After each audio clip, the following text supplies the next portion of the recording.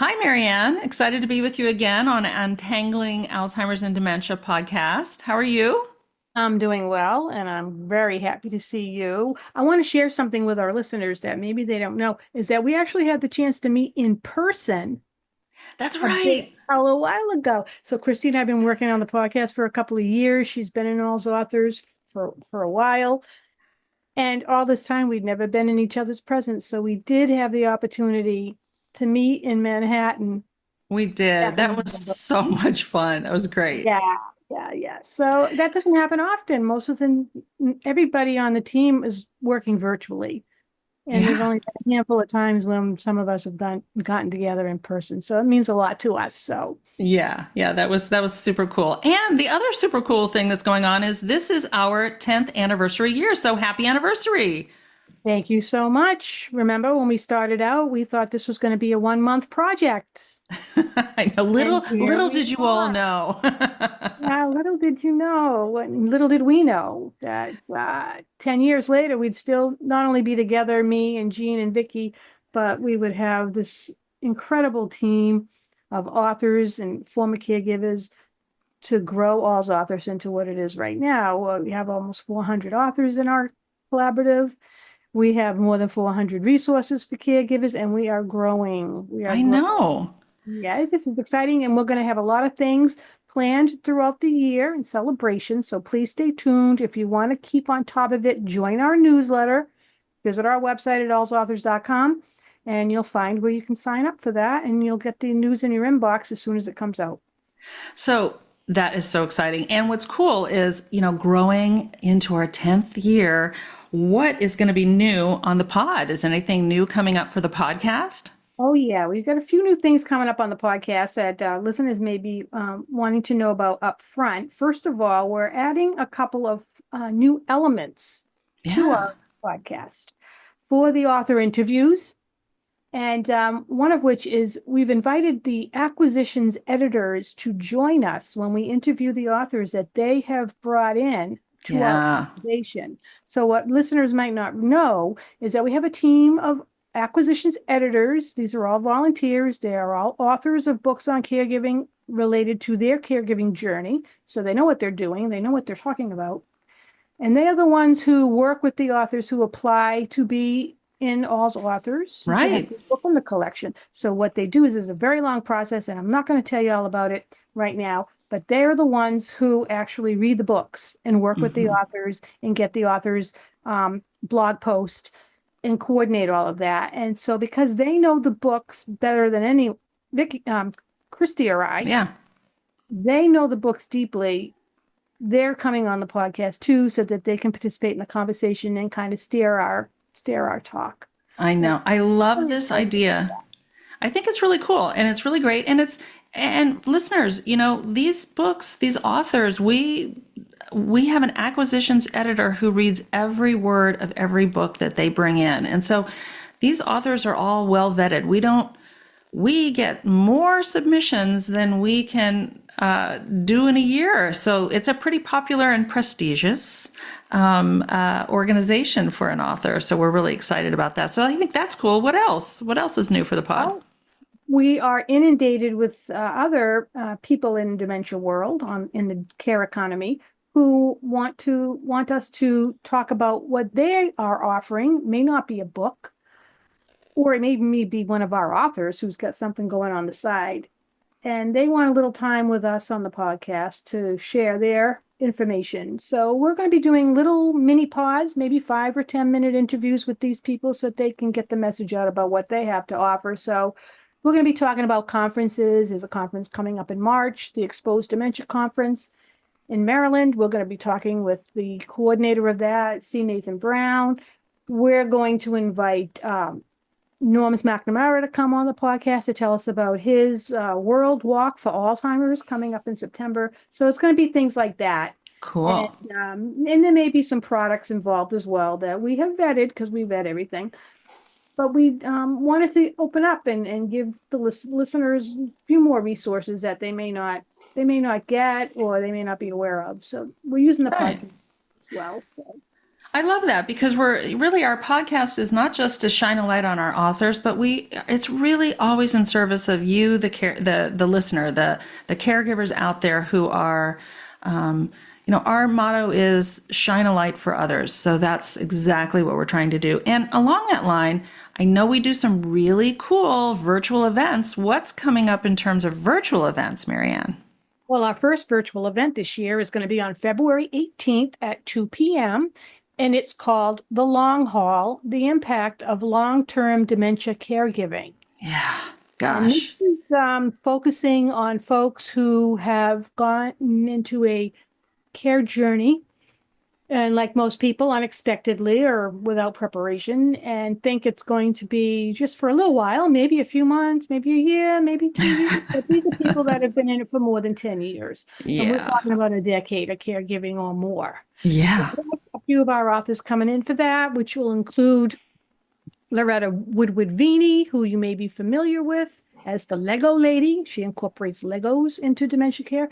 And we also have Jean Lee, who is a founder of All's Authors and author of Alzheimer's Daughter.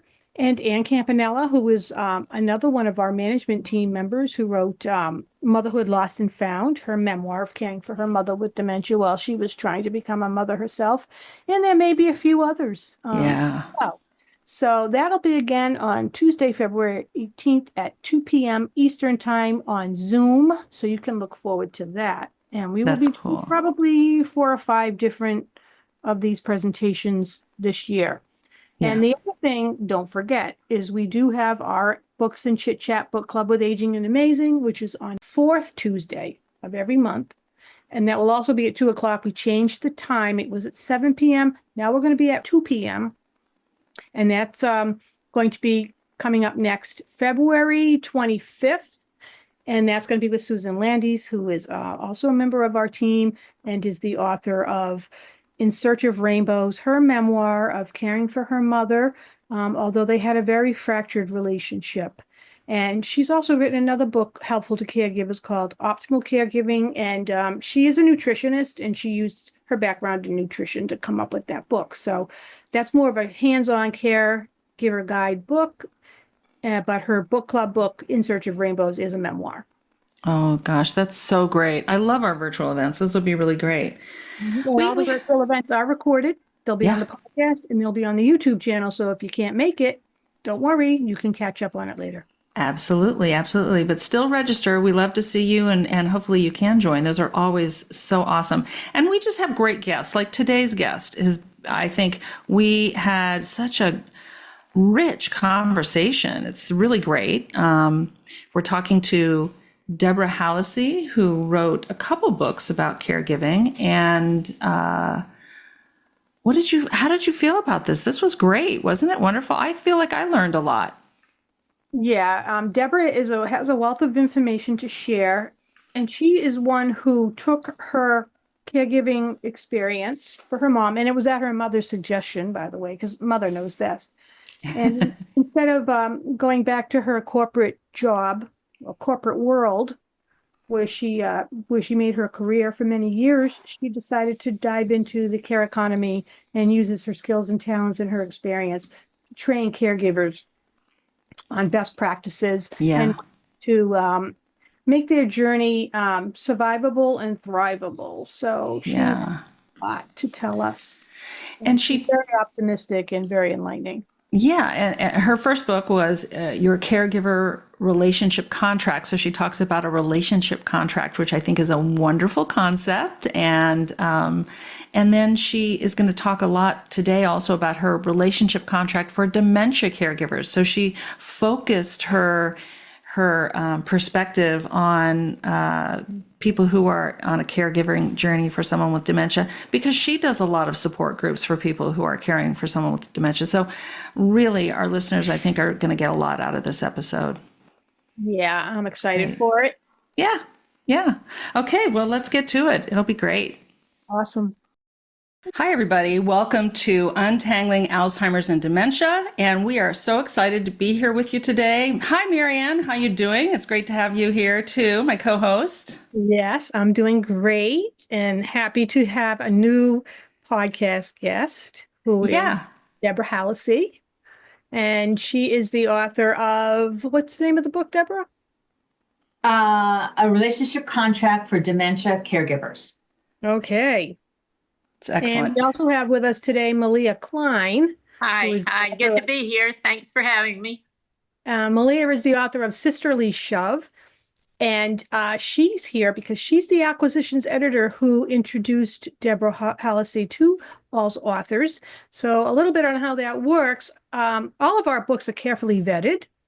We are not a site where we just grab books on dementia and put them up on our website. No, we invite the author to submit a very lengthy submission form as to why we should consider their book. And then one member of our acquisitions team will get the book and read it and review it and make sure that it meets all of our criteria, which is lengthy. All of this is available on our website. I think it's on the contact page, and submit your book if you're interested. And so then we determine whether or not the book is a fit. So I will admit that about 60% of the books considered are actually in the collection. So Malia is the one who found out about Deborah's book and read the book and invited her to join All's authors. So Malia, what Yeah. what was it about Deborah's book that made you think it belonged in our collection? Well, she was so knowledgeable. Not only she knew, the whole subject in depth. Her mother had had dementia or Alzheimer's, and so she wasn't like me. I was, just a person who my father had it. So, and my relationship with my sister was the focus of my book. But Deborah was different in that she was not. My book's very emotional, it's very emotional. It's about things that happen between family members.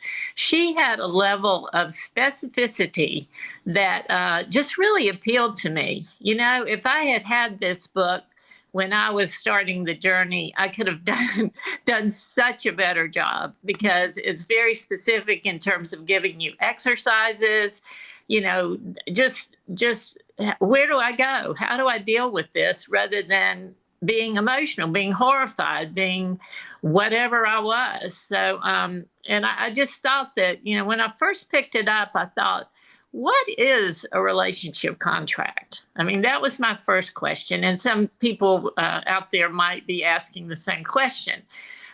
So Deborah defines a relationship contract as an informal, often unspoken, you don't write it down, it's not signed by people, it's unspoken. And it just is built around what are we willing to do or not do for each other in the confines of this relationship. How do we support each other? How far are we willing to go? And it's just an unwritten thing you have really with everybody in your life. And it's something I never thought about before. And certainly I never had with my siblings. We were just like going crazy and reacting and emotionally reacting. And so anyway, I'll say one more thing and then we'll let Deborah or one of you talk. But I loved the thing that struck me the most when I picked it up was her dedication. This book, I'll read it to you, is dedicated to the millions of dementia family caregivers who step into their person's reality, and in doing so, allow them to feel safe and loved. So to me, the idea of this contract for dementia caregivers is all about reality, because the reality is off of the map. It's the reality of how your person used to be, how your family members used to relate, what they expected at holidays and other times. And it's just the reality of how dementia changes everyone in the picture's lives. And that grabbed me right off the bat. So, Wow. That's a wonderful great. synopsis. I love that. Yep. And Deborah, welcome to All's Authors Untangling Alzheimer's and Dementia podcast. We're so happy to have you here. And please tell us a little more about your dementia journey and how you came to write this book. Absolutely. And thank you, first of all, for accepting the book. That is such an honor. I truly, truly appreciate it. And then thank you for having me on the podcast. So it's interesting. I wrote a book before this called Your Relationship Contract, A Relationship Contract. And that came out of what I learned as my mom's caregiver. And then a colleague and a friend who is very much in the dementia world as an educator said to me, you know, this book really works for dementia family caregivers as well with some tweaks. And so we sat down and we kind of mapped it out, and I rewrote the book specifically for dementia family caregivers. So I owe a debt of gratitude to her. I really, really do. And I owe a debt of gratitude to my clients who are dementia family caregivers and the dementia family caregiver support group families that I've met along the way. Their willingness to be vulnerable and to share their stories and to just really tell it like it is so impactful for every other caregiver. And I appreciate that they're willing to be so honest with me.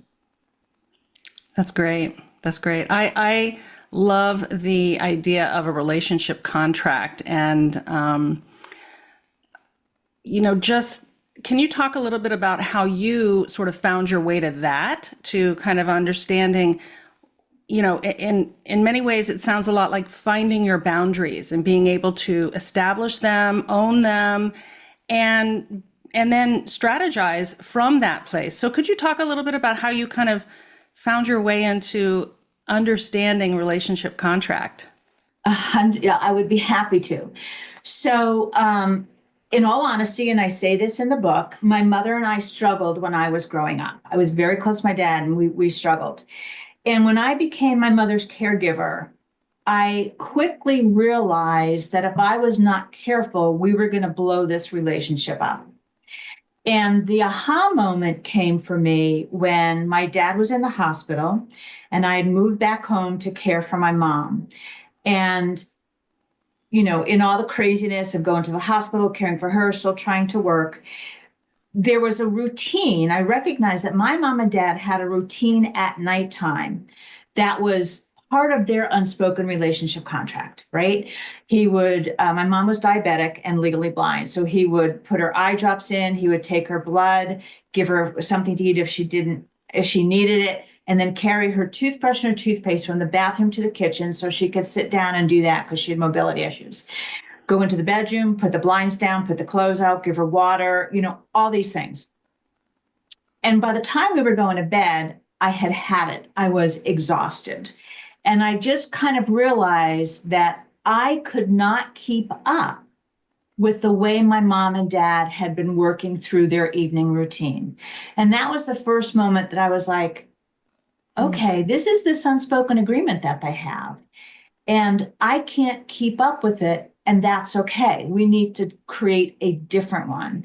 So I asked my mother if we could take the toothbrush and the toothpaste and put it in the kitchen so she could get it. And she said yes. And that was the beginning of kind of redefining and, like you said, setting boundaries, and that's very much a part of this, setting boundaries and asking for help. So that was like this weird aha moment, along with saying, you need to forge a different relationship or you're going to blow this up. And so that's how it started. Yeah, that's great. That's great. Thank you. I think I went through that too, with my mom and having to remain her whole life when her husband went to the nursing home because he was the one with the dementia, but she required care too. And there were like a lot of concessions that she had to make. Things couldn't go on the way that they had before, and that's hard. That's a big challenge in caring, and it's hard to give that up, it's on the part of the person, whose life has been changed, whose routine has changed. Yeah. Little thing. And Yeah. I know you work with a lot of caregivers and caregiver groups. And, when I talk to folks, it feels, and I know I felt like this too. It's kind of like being in quicksand, right? You're walking along and then suddenly you're sinking down and you're like, oh my God, I'm sinking. And I don't know how to get out of this. And you struggle and struggle until you finally realize I'm in quicksand. This is not normal. I need to do something different, And it's because there are a lot of people, and I don't know if you experienced this, Deborah, but that they would not define themselves as a caregiver, even though many of the things they're doing are caregiving activities. And so until you can really identify yourself and say, yeah, this is where I am. And then, like you said, the contract, this is what I can do, this is what I can't do. And there's so many reasons why, and they're all valid. I mean, there's so many things. Anyway. That becomes particularly important culturally, because Yes. Hispanics and North Indians, that is such a part of their. The first book is actually also in Spanish, and Great. we had to rewrite the title because there was no word in Spanish for family caregiver. Right. Just tell you culturally how embedded it is for them. Oh, 100%. I find the same thing with the term sandwich generation. I live in a very diverse community, and there are so many people in my neighborhood who they wouldn't even identify with that. They're like, of course I have my parents and my children together, and of course I'm doing both. And what do you mean? What are you talking about? Not that they don't have similar struggles, they just would not identify that as a problem. It's like, but that's what families do. So 100% cultural. Yeah, and that's the problem. When you don't identify, you don't ask for help. Right. And you don't realize the need to set boundaries. And maybe even more importantly, you don't realize that you have the right to set boundaries. Yeah. So I wonder if it's a matter of with the other cultural sensitivities, are we too self-centered? I mean, is it, how is this caregiving label going to impact my life and what people think of me? And, is it so female related that that's an image that maybe, those of us who grew up in the 60s and 70s, that's a tough pill to swallow because we had this other vision. I mean, I know that sounds harsh and self-centered, but maybe the fact that an entire family is involved makes a difference in the perceptions of whether people are willing to identify as a caregiver. I agree. I agree with you. I think part of what separates culturally is we don't necessarily live next to our family of origin. Like many people have changed cross country for whatever reason, right? Or our parents have moved to Florida or something to retire. So I think culturally we're not always in proximity, which absolutely makes this even harder. But I also think that culturally our parents have a very real need to be independent and not feel like a burden. I think the hardest thing for a caregiver is when a parent needs help and you're willing to do it, or a spouse, but they're saying no. Like, where do you go with that, right? Because you know that they need help. And then the other part of that is you're thinking, well, great, get on that ladder. When you fall, it's going to be me to take care of you, right? I mean, let's be honest about this, there's that part as well. But I think that proximity and just in general, the nature of us as Americans, North Americans, are one of we're independent and we don't want to be a burden. Yeah, I mean, I think there's so many angles we could look at, and I think, Malia, you bring up a really great point too, and I resonate with what you're saying, Deborah, about the burden thing. With kids don't want to disappoint their parents. That is a driver of a lot of things. I just don't want to be a disappointment. And then at some point, then our elders are like, I don't want to be a burden. And this thing of, I'm just going to keep doing these. I can't see out of one eye, and my mobility is not great, but I'm going to keep driving because I really don't want to ask for help. And it's like, do you understand that when you have that accident, that's going to make things a lot worse for me? No, I know. Oh gosh, I know. And yet, you can sort of say that, but you have to be careful. I remember my mom saying to me, I just don't want to be a burden. And I said, Mom, you're not a burden. You're a challenge. You're not a burden. Don't even think that way. So, Yeah. and I can say 8 years through caregiving, we really became a team in a way I never expected. And I'm so grateful for that. So grateful for that. Yeah. I'm curious too, as a care economy professional out there doing the work you're doing, and then you wrote a previous book about the relationship contract, and you said you got some feedback that this would be great for dementia caregivers. What do you think is maybe stands out differently in this book that you think is very specific to people caring for someone with dementia? So the first book is all about renegotiating that unspoken contract, right? And I'm very clear in the book that in that very beginning, in that mild stage, you can have that negotiation. And the things to concentrate on is how do they want to live out their life going forward? And that's not just the legal documents, but, do you want to go out to dinner as often? How do you want to live out your life, right? And that's a little hard to say because you don't know what's happening. But if you know that they would like to continue to play cards, you can continue to do that. But there comes a point where who really cares what the rules are for Go Fish? Like, just let it go. It doesn't matter, right? But where the break is that after that mild stage, the caregiver relationship contract is really with yourself. You need to have a self-care plan for yourself that includes setting boundaries, asking for help, and recognizing how emotional this journey is and giving yourself grace around that. I always say to people, grief runs through caregiving like a river, and we are never allowed to talk about it because the person is still alive.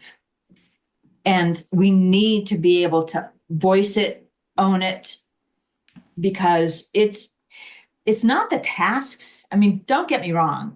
The tasks are exhausting.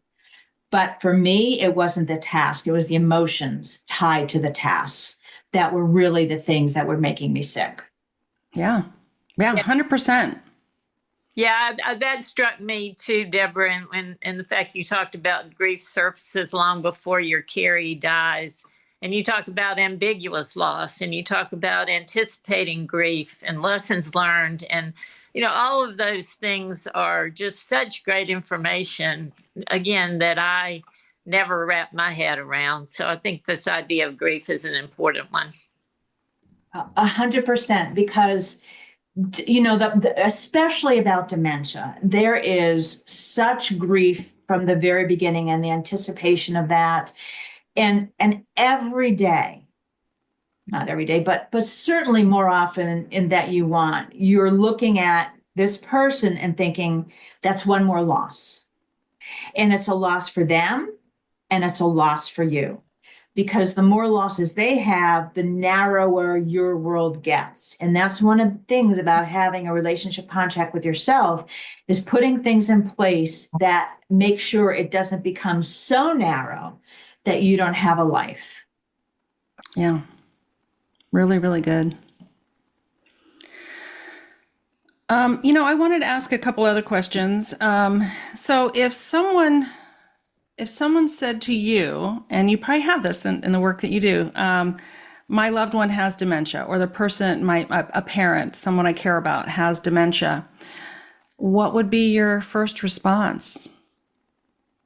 My first response would be, don't keep it a secret, right? Because a dementia diagnosis is what used to be cancer. Yeah.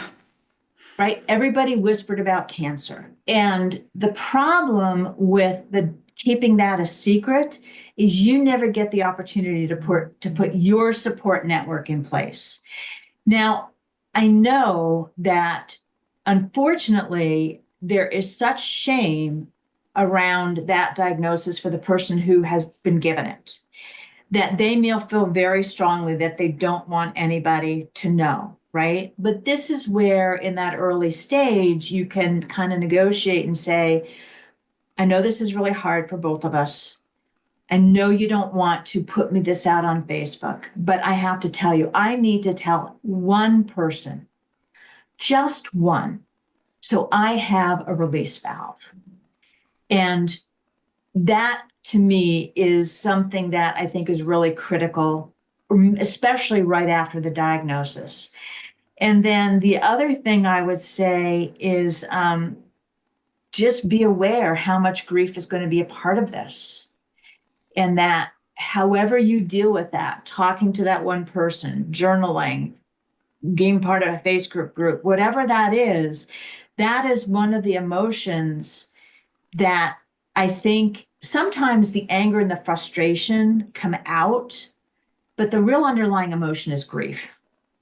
And if we can talk about that, write about that, whatever it is, and release that, you're better able to manage those other emotions. So the fact that don't keep it a secret, tell at least one person, recognize that this is much more an emotional journey than in many ways it's a task-driven journey. And the biggest emotion you need to be aware of is grief. Yeah, and also, yeah, I love that. Thank you so much for saying that. I love the, being open about it, or at least, not keeping it a secret. But on the grief thing, the other element around grief, it's not one element, but grief shows up in a lot of different ways. We think grief, oh, you're sitting around crying all the time. Grief shows up as anger. It shows up as irritability. It shows up as denial. It shows up as avoidance. And it shows up as extreme sadness and anxiety, all kinds of things. And so recognizing that grief is not just I'm crying. Grief is a lot of things that impact you. And how do you get the support you need for that? Because I think the grief process is absolutely, like you said, I love it, the river that runs through it all. And it is, and then that impacts other relationships you have. So that's really great advice. Very good. Thank you. Grief is not only about you're grieving your loved person who is ill and experiencing their own personal losses, but grief over your own losses, perhaps, in the way that it has impacted your lifestyle and your relationships and your dreams and goals and ideals and how you live. I mean, we have some caregivers who packed up their houses and moved to another state to take care of their loved one, gave up everything. Right. And that's something to be mournful of too. And a lot of people may think that it's selfish to be upset or grieving because you had to give up, your card game or your book club because you just don't have time for it anymore. But those are real losses. People need to recognize that. Yeah. I mean, I kind of realized at some point, fairly early on, that much of the resentment that my life has changed profoundly and will never be the same was the grief that my plans to move out of New Jersey, because it's so expensive, right, were gone for the foreseeable future, because there's no way I could have moved my mom for her support system. My plans to go to Italy were on hold, maybe forever. And that came out as resentment, that sharp answer when somebody says something, or, you don't necessarily put the glass down gently when you are giving someone what they're drinking for dinner, right? The most profound thing I want dementia caregivers to know is one of the reasons you have to deal with the emotions and the grief is because as this disease progresses, your words mean nothing, but your body language, the slamming of the glass because you're frustrated, the look on your face, right? That is what they're reacting to. And if they act out, it's because they're seeing underneath the words everything that's going on. And it's so important to recognize those emotions so that you can have the body language that's important and positive for them as well. Yeah, and the self-care you talk about is so important because all of those feelings you're feeling, the resentment, the grief, all of that is absolutely valid and real. But, we're not, I would never recommend to somebody suppress all those feelings and just put on a happy face. It's like you called it, a release valve. Find your place to be able to do that, to talk about it, to let it go, to let off your steam, or just confront it, because not only is your person impacted by all those, the body language, the tone of voice, it's all the people around you too, right? Children, friends, spouses, siblings. It radiates. It's that pebble you throw into the water. What kind of waves do you want to make for everybody? You know, but that doesn't mean you don't have those feelings or that you're wrong to have those feelings.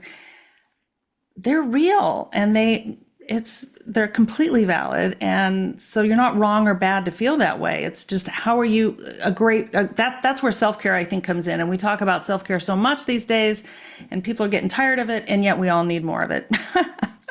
Well, I think of the chapter on emotions starts out, I'm old enough to remember George Carlin and the seven things you couldn't say on TV, right? And so I talk about the 7 deadly emotions: anger, resentment, frustration, guilt, whatever. But once you recognize that, you can move from that emotion to a more positive one, right? So, one of the examples I give in the book was my mom used to put the dishes away at night, which basically meant she could put away the silverware because she could reach it, and everything else was on the kitchen table when I got up in the morning, and I had to deal with it before I could do anything. And that used to drive me crazy. And then I said, okay, I need to look at this through a different lens. I'm so grateful my mother can still contribute to our family in the best way she can. Yeah. And if you can identify those emotions and flip the lens, that is part of self-care for me. Yeah. Very good. Yeah. That's a really important point too, and the idea of communication. I know in the book, this also stood out to me. You feature 5 stories of 5 different families and caregiving situations, and then after you go through their stories, which I like a lot because a lot of books feature, one particular situation, but you go through and you draw out lessons learned from the 5 families. And I like that a lot. First thing you touched on a minute ago was denial is not a good strategy because it keeps you from doing needed planning. Also, changing the environment. I heard my brother talking about this the other day with his mother-in-law, and she does not have dementia or Alzheimer's, but he was talking about just changing the floor, having to redo her tile or whatever, so she didn't slide or fall or whatever. But in this situation with a more compromised person, changing the environment means changing the way you communicate by breaking down processes and funding new ones. So it's a whole different thing. And your communication with your spouse is another thing you deal with, is Deborah, that you can't ignore your marriage. And you have to be on the same page with your children. Those are the kind of specifics I talked about in the beginning. And another thing, children know when the person is acting differently. I know my daughter did. And so keeping them with age-appropriate conversations is another one of these specifics that the book really brings out, and it's great. Thank you. Yeah, thank you. So I know you say you cared for your mom for 8 years. Is that what you said? Yeah, 8 years. Yeah. Were you prepared to be a caregiver when you look back on your life? Okay. No, I don't think any of us are. I mean, I'm the only girl. There's only 2 of us. I'm the only girl. I'm the youngest. My brother lives 12 hours away. So did I know this was going to be my job? 100%. Was I prepared? No. Not mentally. I can remember when 2 weeks my dad was in the hospital and we didn't know if he'd come home. I would lie in bed and think, where do I start? Where do I start? Right? Mm-hmm. I don't think anybody's prepared. And I think it's so interesting because there's a statistic that I heard at one point that, you've got 9 months to plan for a baby, usually a year for a plan for a wedding. And most people become a caregiver in 9 minutes. It's one diagnosis. You have Alzheimer's. That is, your dad had a stroke, right? Whatever that is. And so, very few of us are prepared, even if we are anticipating that it's going to be what we're needing to do. But even the anticipation did not set me up for how profoundly my life was going to change. And what that meant to me and to my friends, you know, and to other people in my life, because those relationships are picked as well. You know, I think the one thing about a dementia is it's so easy to do a Monday quarterback. Oh, this happened, I see this, that. Don't beat yourself up about that, right? Like you can Monday morning quarterback to the end of days, but that guilt does not serve you. And this is where you are. So let's take the reality and move on. Then once you're in that reality, there's so many resources from all authors and from different, you know, websites and people and Facebook groups that can help you to, for example, Teepa Snow. I tell everybody about Teepa Snow and watching her videos and understanding how communication has to change. And are you going to be good at it at the very beginning? Oh, no. You may never get great at it, but every incremental change you make has such a profound impact, not only on the person you're caring for, but on your own life as well. Because the more safe they feel, the more loved they feel, the less you're going to get the acting out behavior. Hopefully. Not always. Not every case is the same, but hopefully. So you've given us 2 books to date, and you did mention earlier that you are in the process of writing a 3rd, which is about your experiences with assisted living. Can you tell us a little bit about that? Yes, absolutely. So my mom was in our family home for 7 years, 8 years with full-time live-in care. I live about an hour away. When I first became her full-time caregiver, I was still traveling for work, and it just worked well for us for that to happen. So, you know, I understand that. And then the pandemic hit. Several things happened, and my health started to deteriorate. And because my mother and I, and this goes back to secrets, when my dad first died and my mother said, I don't want to leave this house, I never promised her she wouldn't. What I said to her was, Mommy, I will keep you in this house as long as I can, but you need to keep strong, because if you need a wheelchair full time, you can't stay here. Right. And so we had multiple conversations. So when I went to her and I said, Mom, we have to figure out something different. You know, my health is being affected. She immediately said, your health is not worth it. Let's talk about me moving, which, oh my God, what an act of love, right, for me. And that just, it's one of the, it's an amazing gift that she gave me. And so, you know, what it's really all about is what was best for her, assisted living. Well, what does that mean? What do you get out of it? What do you pay? What does it mean for Medicaid? So there's all of that explaining that, right? And then we had to sell a home that she was in for 63 years. And we wanted to sell it quickly because I didn't want to pay New Jersey property taxes while she wasn't living in it. So what did we decide to do about that, right? And then once she got there, how did I acclimate her to the environment? And how did I acclimate them to her? And then also, what did I learn about that along the way? So I will tell you that, you know, one of the truths is, no one will ever care for your person the way you will. No one. And you need to reconcile yourself to that, because for whatever reason, you made this decision and it was the right one. And then the second thing is, if you thought you were an advocate before, you are even more of an advocate once they move into some kind of community, whether it's assisted living or memory care. That job does not end. I think the thing that was so interesting to me, there's a term called grief relief, which is where typically somebody dies and you feel the grief, but you also feel relief. I felt that when my mother moved into assisted living. And as a dementia family caregiver, you may feel the same if they move into memory care. You may feel the same if they go to adult day several times a week. There is grief in not being able to be the single person.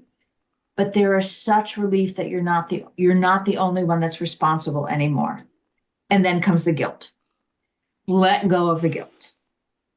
Let go of the guilt. So, and it's interesting because being in this space, there's some, I hope some interesting insights. So I'll give you one example. When we did the interview, Mom said, I don't go to bed early. They're like, whatever time you want to go to bed, you can go to bed. I mean, they promise you the world, and then you hit county, state, and national laws. And there are some things I just can't do. And so about 10:30, my mother would ring the bell to get changed, and thoroughly frustrated because nobody was coming. I'd wind up calling and say, could you please go see my mother? And then all of a sudden I went, 10:30, 11, shift change. They're not going to get anybody. And I said, Mom, can you call at 10 to be changed? And then when you want to go to bed, call again? Solved it. But that's an insight, I think, because I work in the industry, other people may not have. So I'm trying to build those things as well in there. Yeah, that's that. I think you're spot on about you become even more of an advocate when you have to interact with other agencies and care systems. But yeah, navigation, it's a lot. It's a lot of work, and really insightful. Thank you for that. And I guess I do want to hear more about what do you wish people who maybe have never encountered anyone with dementia, what do you wish they knew about the disease? I wish they knew that their person is still in there. You may have to dig a little deeper, but they are still in there. And if you could let go of your expectation that they are going to be the person you knew 5, 10, a year ago, and lean into who they are now, there's actually a lot of joy in that. Like, you don't think about it, but there can be a lot of laughter in this dementia journey. Like, some of the things that get said, you're just like, really? I mean, you have to laugh. And if you laugh, they laugh. That person is still in there. Give them grace, give yourself grace, find ways to bring joy into this. And, expectations, like we talked about this earlier, they're going to continue to play cards. No, maybe you move to a different card game, or maybe you move to just letting go of all of the rules, right? And the other thing I would say, they're really not trying to aggravate you.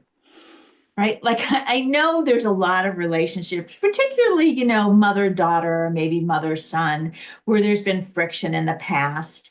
And the simple fact that they've got a dementia diagnosis does not mean that they're going to change the behavior that drove you crazy in the past.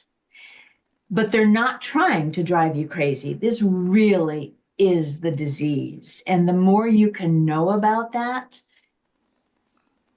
the better off you are. But don't read a book and expect your journey to be the same. Just kind of try and understand what the process can possibly be, with the understanding that it's different for everyone. So that's what I would say to them. Yeah. And we've talked a little bit about self-care, and I think in the contract with yourself, that concept is so powerful. And can you talk a little bit about how, because many of us walk in, like you said, 9 minutes, then suddenly we're a caregiver.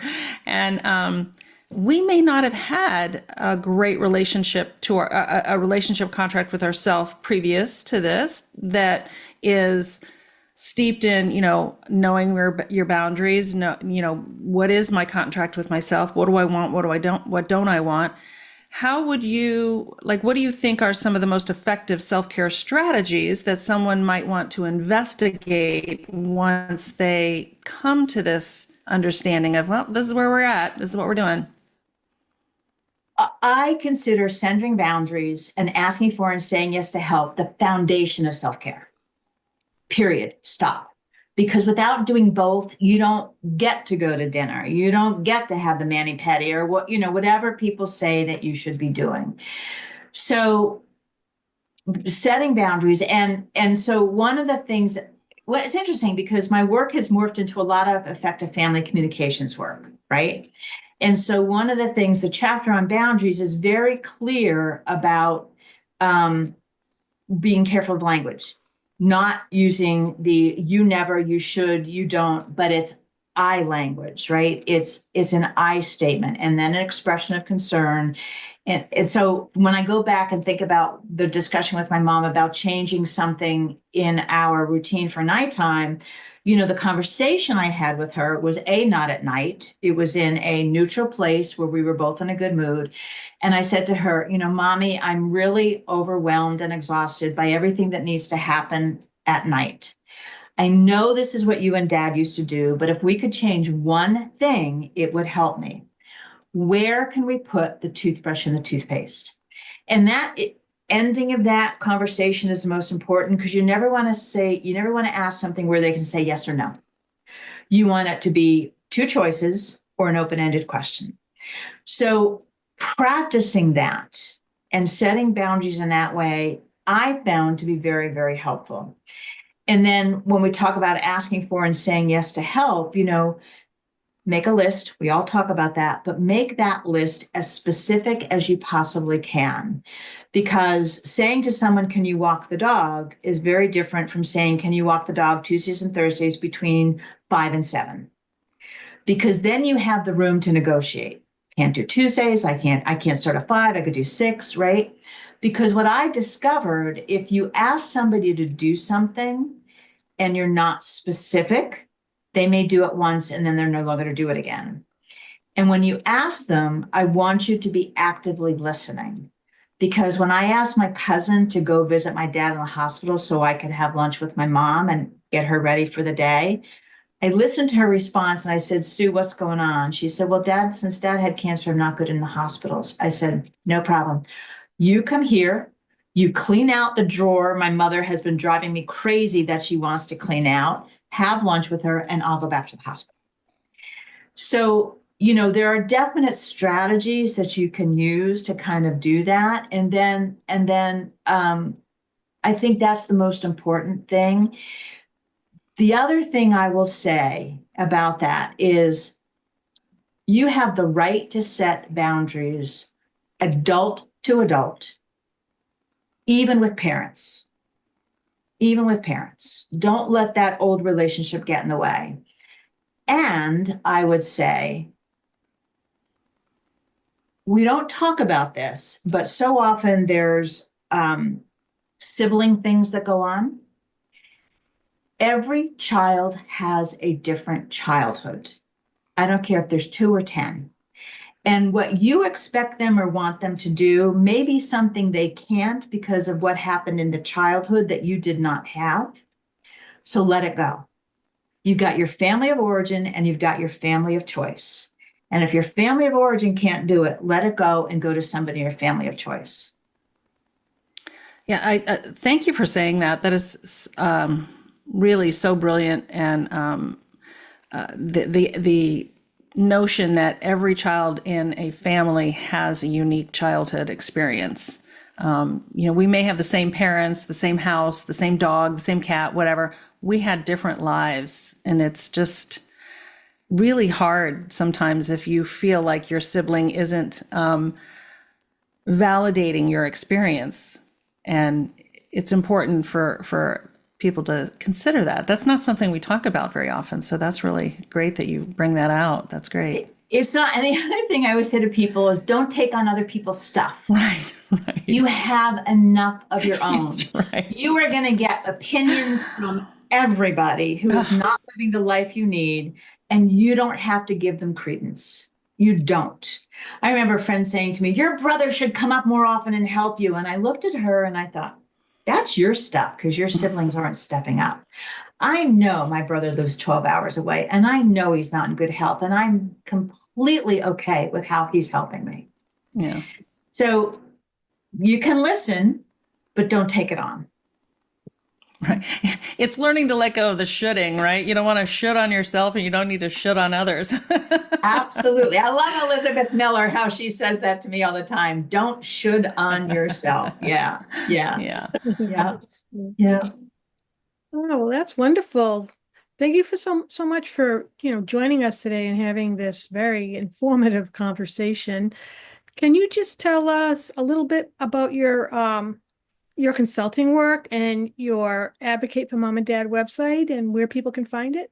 Sure, sure. So I work with families, and in the beginning it was mostly resources, but that really has morphed into effective family communication. And I also work with people on grief, both when they're in the process and after someone has passed. You can reach me. My website has all the contact information. It's called Advocate for Mom and Dad, completely spelled out. So there's 2 Ds. It's a long thing to type out. I am sorry. But you can find me there. There's links to the book there, both books there. There's, or you can find me on Amazon just by putting my name in. The books are in print, ebook, and audio, all of them. So whatever works best for you. Yeah. And one of the things that has been my complete joy over this last year is I want to introduce people, if they don't know them, to Kitty Norton's document, Wine, Women, and Dementia. Yes. Okay. Yes. So He's an author, by the way. they're wonderful, right? So I was able to bring 5 viewings of that to New Jersey in 5 different communities last year. And I'm very proud to say I am one of the sponsors for the PBS version of Oh. Wine, Women, and Dementia. Oh, I so believe in what she says. If, until there is a cure, there is a community. mm. And so if you don't know anything about it, I urge you to go out the website, Wine, Women, and Dementia. She's constantly updating what PBS channels are there. You can look at it PBS online. I just think she's amazing. I really do. Yeah, I agree. It's an amazing documentary. It's lighthearted. Many of the folks are past their caregiving journey, so they have perspective. It's a little different, but at least Kitty and one of the others that she visits, Roseanne Corcoran, they are also members of those authors, contributors. So we're really excited for Kitty. Yeah. She's just a force to be reckoned with. And I'm hoping we get to delightful. do a screening here for All's Authors as well. So Wonderful. Yeah. this Yeah. year, get to that. We want to do more film screenings. Yeah. I'm so proud to be attached to what she's doing and help in any way that I can. Yeah, that's wonderful. Well, thank you so much. It was a joy to meet you and to hear your story and everything that you have to offer caregivers. And I encourage everyone listening or watching to take the moment to visit your website, advocateformomanddad.com, and to check out your books about the relationship contract, which are very important reads. And I thank you, and I thank you for being a contributor to All's Authors, Deborah. Oh, thank you for the opportunity to reach out to more people and to be a part of what I think is an amazing organization and what you guys do. So I appreciate it. Thank you. And I thank you too, Malia, for being Yeah. here today and for bringing the book to our attention and adding it to our extensive collection of over 400 quality resources for Alzheimer's and dementia caregivers. Yeah. It's great to have you in the family. Thank you. Yeah. So welcome. And it's It great is a to family. spend. Yeah, and it's great to spend time with you. Thank you so much. It's been very informative. I love it. And nice to see you again, Malia. You And too. Everybody have a great day. And as Deborah says, relationships are a dance. One partner changes the dance and the others can adapt or stop dancing. I say dance away. Absolutely. Yeah. okay. Thank Thanks, you. everyone. Thank you for listening to Untangling Alzheimer's and Dementia, an All's Authors podcast. For more details on this episode, please see the show notes. If you enjoyed the podcast, please leave a review and subscribe to it on whichever platform you use to listen to your favorite podcasts. For more information on All's Authors, please visit allsauthors.com. While you're there, be sure to browse our online bookstore, where you will find hundreds of carefully vetted books on Alzheimer's and dementia. You can also find us on Twitter, Facebook, Instagram, and LinkedIn. Please email your thoughts on the podcast to allsauthors@gmail.com. We are a 501c3 charitable organization, totally reliant on donations to do what we do. If our authors' stories move you, please consider contributing to our cause. Remember, you are not alone. One can sing a lonely song, but we chose to form a choir and create harmony.